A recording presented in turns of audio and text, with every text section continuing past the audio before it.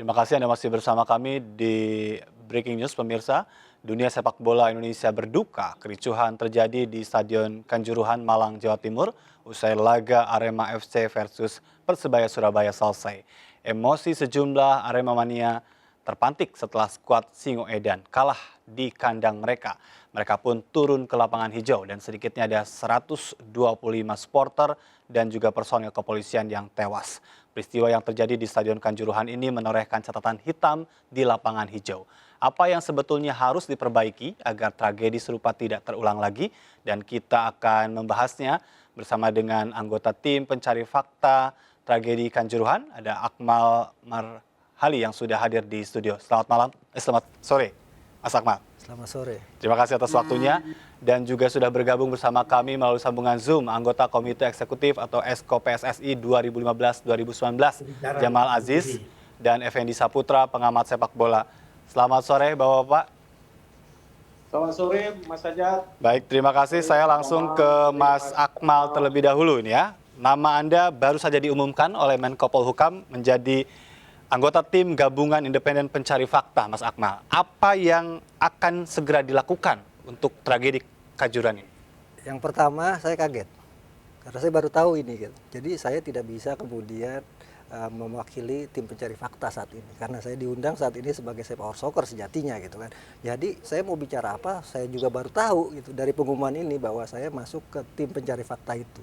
Jadi menurut saya adalah belum waktunya saya berbicara soal apa yang harus dilakukan karena saya juga baru dengar pengumumannya dan tidak elok kalau kemudian mendahului apa yang belum dilakukan dan dibicarakan bersama-sama. Baik, tapi dari pengamatan Anda, tragedi Kanjuruhan ini kan tentu menjadi catatan hitam bagi sepak bola.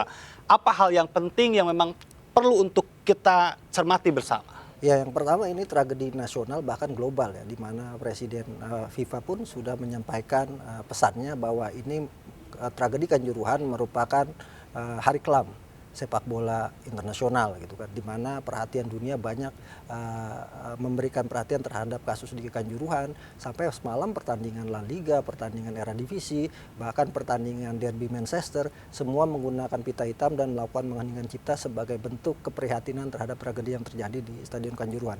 Artinya tragedi ini bukan cuma hari berkabung nasional, tapi hari bergabung internasional, dan ini setidaknya mencoreng ya nama Indonesia di mata internasional juga. Jadi perlu langkah-langkah preventif, bahkan langkah-langkah progresif agar kasus ini tidak terulang.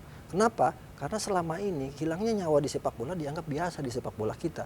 Catatan Save Our Soccer, karena kebetulan saya sebenarnya Save Our Soccer gitu kan. Dari tahun 1994 sampai 2022 itu ada 86 orang meninggal dunia karena sepak bola dengan berbagai kasusnya. Kematiannya karena terinjak-injak, kemudian karena jatuh dari kendaraan, karena terlindas, karena penusukan, sampai kemudian karena gas air mata juga ada gitu kan. Setidaknya ada 2 dalam catatan SOS dalam 86 kasus orang meninggal di sepak bola karena gas air mata.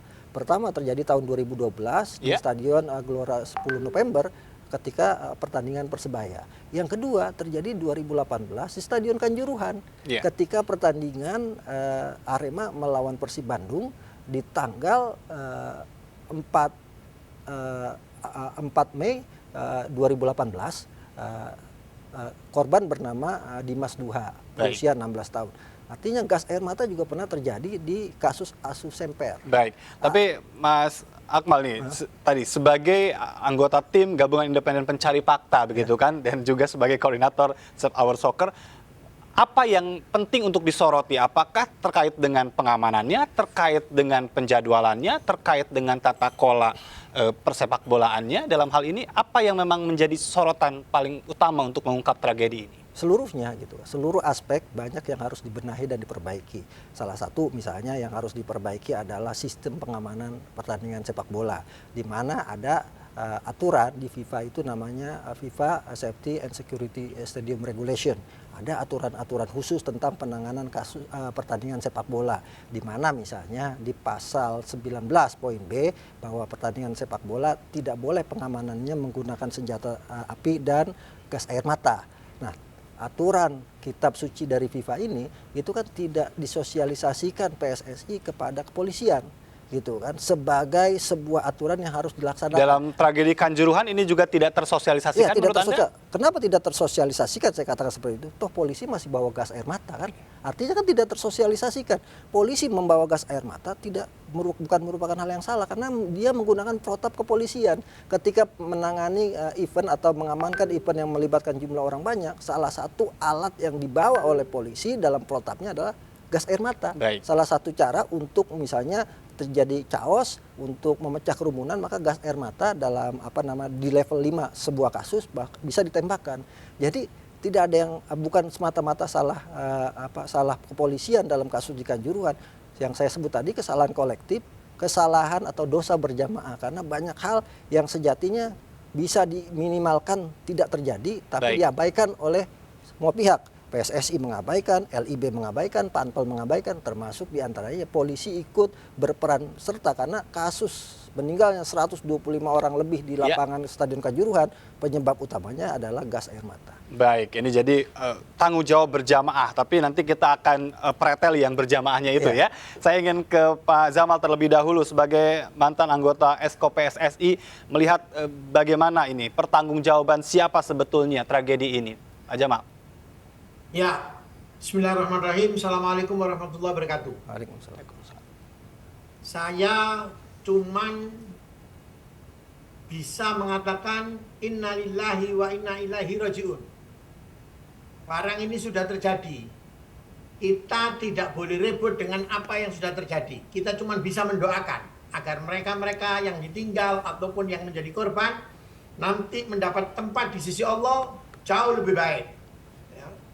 Yang paling harus kita buat catatan, ini kan pemerintah sudah turun tangan. Dari Presiden, Kapolri, Menpora, Ketua PSSI, PT Liga, Gubernur, semua sudah terlibat. Ya, itu yang saya harapkan, ini lakukan investigasi yang sebenarnya, dan evaluasi. Ya, seperti tadi Akmal mengatakan, bahwa di FIFA itu dikatakan di dalam lapangan sepak bola tidak boleh ada gas air mata. Ternyata protap pengaman tetap membawa gas air mata. Berarti ada hal yang belum disosialisasikan. Begitu kan? Baik. Yang kedua, SOP pengaman itu harus konkret. Dia ikut SOP selaku pengaman, tapi karena ini eventnya sepak bola, dia harus pakai SOP-nya PSSI yang disepakati oleh Liga.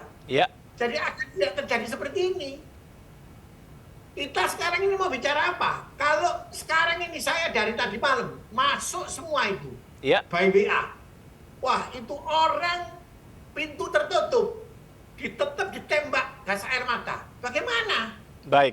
Tapi selain bicara tentang pengamanan, ada juga yang menjadi sorotan bicara tentang penjadwalan. Bagaimana Anda melihat itu? Jadwal itu juga tidak bisa diperdebatkan. Kalau memang saklek, ya jangan diselenggarakan. Saya kan melihat katanya harusnya 3:30, tapi ternyata bisa berubah jadi jam 8. Nah ini kan ada unsur penyelenggara yang mungkin berpikir tentang prime time. Gitu.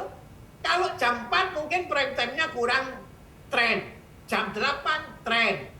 Nah, ini apa? Kenapa kok bisa terjadi? Kenapa bisa terlaksana? Sekarang ini yang saya berharap untuk sepak bola ke depan, kita jangan seperti pemadam kebakaran. Oh, ada seperti ini, nggak boleh main. Bola ini hiburan paling murah untuk rakyat Indonesia. Atur baik-baik. Ini mumpung ada tragedi seperti ini. Sebuah lapangan itu syaratnya bagaimana? Kalau sekian ribu orang harus menjual karcis berapa? Tribun A keluar dari pintu mana? Tribun B keluar dari pintu mana? Tribun C keluar dari mana? Tribun VVIP keluar dari mana? Itu dilakukan evaluasi ya saat ini. Kalau tim Akmal masuk di tim apa itu tadi? TBF atau apa? TBF? Tim Gabungan Independen Pencari Fakta. Pengetahuan itu sampaikan. Saya selaku Esko, saya sudah lihat lapangan bola di Afrika. Saya lihat lapangan bola di Inggris. Itu ternyata ada escape-nya semua. Kalau sampai terjadi chaos. Dan ini bukan chaos tawuran, bukan chaos apa, tidak. Nggak ada penontonnya Persibaya kok. Ini penontonnya Arema. Mengapa bisa terjadi seperti ini? Itu loh. Baik. Yang kita pertanyakan itu ya toh. Baik. Dan orang mengirim. Saya tadi pagi ngomong by TV One, orang kirim ini loh Pak Jamal, nggak ada apa-apa sebetulnya. Tapi Iya. kita TPI. Saya bilang saya tidak boleh berbicara terlalu berlebihan. Baik. Mumpung sekarang pemerintah terlibat, Presiden memerintahkan Kapolri, memerintahkan Menpora, memerintahkan Ketua PSI dan semua pihak stakeholder. Baik. Ayo benahi sepak bola kita Indonesia ke depan kalau kita mesti cinta sepak bola dan bola ini sebagai hiburan rakyat termurah. Baik, saya ingin ke Bang Effendi Saputra. Ini tadi disampaikan oleh Pak Zamal bicara tentang investigasi sebenarnya. Lalu yang sebenarnya itu yang seperti apa kalau menurut Anda? Jangan sampai setengah-setengah, jangan sampai hanya sekedar mengevaluasi. Ya, saya pikir investigasi tim independen ini muaranya kemana? Karena gini, kalaupun di dalam suatu tim hasil kerja dari tim pencari independen ini menyatakan PSSI salah, pemerintah juga tidak bisa memberikan hukuman kepada PSSI karena PSSI ini dilindungi oleh statuta FIFA, di mana tidak boleh ada campur tangan pemerintah di FIFA ini. Jadi memang tim ini dibuat hanya untuk menjustifikasi apakah pengamanan yang dalam hal ini Polri bersalah apa enggak gitu. Nah, yang saya lihat juga memang permasalahan dari dulu ke dulu itu kan kerusuhan itu selalu supporter tidak puas, mereka terjun ke lapangan, ngerusuh di lapangan, habis itu cari pintu keluar, di luar mereka kerusuh lagi. Itu skenario yang sudah bertahun-tahun. Jadi koordinasi pihak Panpel dengan pengamanan sebenarnya udah tinggal menskenariokan kalau itu terjadi. Dan 2 minggu lalu di Persebaya juga terjadi ketika pertandingan Persebaya lawan Rans. Baik. Sama, chaos juga. Tapi kenapa tidak ada korban jiwa di situ? Karena tidak ada gas air mata yang bermain gitu. Jadi penonton dibiarkan chaos. Toh itu ganti rugi klub nanti yang akan ganti rugi. Gitu. Iya. Jadi yang saya lihat ada diferensiasi antara partai Persebaya Rans dengan Arema Persebaya adalah penanganan tim pengamanannya di lapangan. Nah, yang menjadi pertanyaan, apakah tim pengamanan dalam hari ini polisi tidak tahu bahwa regulasi FIFA melarang gas air mata itu masuk ke stadion? Mestinya sudah tahu, apalagi Bung Akmal tadi pernah bilang tanggal 2018 dulu pernah ada kejadian juga soal gas air mata di Stadion Kanjuruhan yang mengakibatkan korban jiwa. Mestinya dari situ kan ada evaluasi, oh ternyata tidak boleh gitu. Jadi mestinya Polres Malang itu udah tahu yang ditugaskan di situ, oh nggak boleh ada gas air mata ya. Karena kita udah pernah kejadian di 2018. Tapi kenapa ini terulang lagi? Dan ini membabi buta sekali kalau saya lihat bagaimana gas air mata ditembakkan ke arah tribun ya. Padahal yang punya masalah itu penonton yang ke lapangan, kenapa yang tribun yang ditembakin? Iya, jadi titik krusialnya adalah pada saat pelepasan gas air mata itu ya yang menjadi permasalahan krusial dalam tragedi ini. Yang rusuh itu penonton yang masuk ke tengah lapangan. Kenapa polisi menembakkan gas air matanya ke tribun? Apa yang diharapkan oleh polisi dengan menembakkan gas air matanya ke tribun? Itu yang harus menjadi pertanyaan tim TPKGF nanti. Kenapa ditembak tribun? Apa sih harapannya? Kalau gas air mata ditembak tribun, harapannya apa? Bubar. Kan enggak. Itu kan samanya kayak melempar potasium di kolam ikan, Mas. Mati semua. Iya, dan nampaknya ini juga menjadi bagian dari pihak kepolisian yang sudah mengamankan sedikitnya ada 18 anggotanya ya dalam kasus ini. Tapi saya ingin ke Mas Akmal ya, kalau berbicara tadi tentang gas air mata itu sudah final ya, sepertinya tidak ada yang bisa membenarkan itu. Salah berarti kan itu.